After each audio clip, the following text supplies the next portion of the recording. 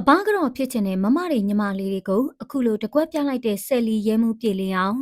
ဒီအပိုင်းတစ်တော်မှာလူကြီးကတော့ရှဲမှုကတော့အဘကတော့ဖြစ်ချင်တဲ့မမတွေနှကန်းနေညီမလေးတွေရဲ့အသေးတွေတဖြုတ်ဖြုတ်ကျွေးဆန်းသွားမယ်တူတူရှိပါတယ်။အဲ့ဒါကတော့အခုမြင်နေရတဲ့ဆယ်လီရဲမှုကြီးပြေလေအောင်မှာ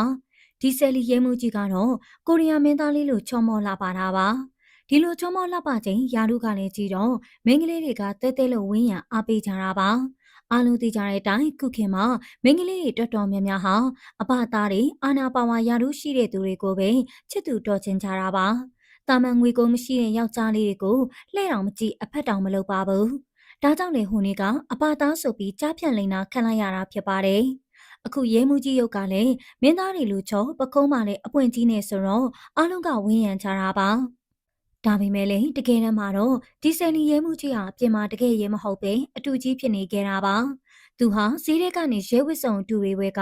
စော်ကြီးကတစ်တော့စင်လေးပြောင်စော့ပြနေတာဖြစ်ပါတယ်။အခုခေတ်မှာတော့တစ်တော့မှာနာမည်ကြီးဖို့လူတွေကနီလန်းပေါင်းစုံစူးစမ်းကြတာဖြစ်ပါတယ်။အခုတော့စော်ကြီးအောင်ရဲတူလုပ်တဲ့ဥပြေလင်းအောင်ဟာအယောင်ဆောင်မှုနဲ့ထိမ့်သိမ်းခံလိုက်ရပြီလို့ဆိုပါတယ်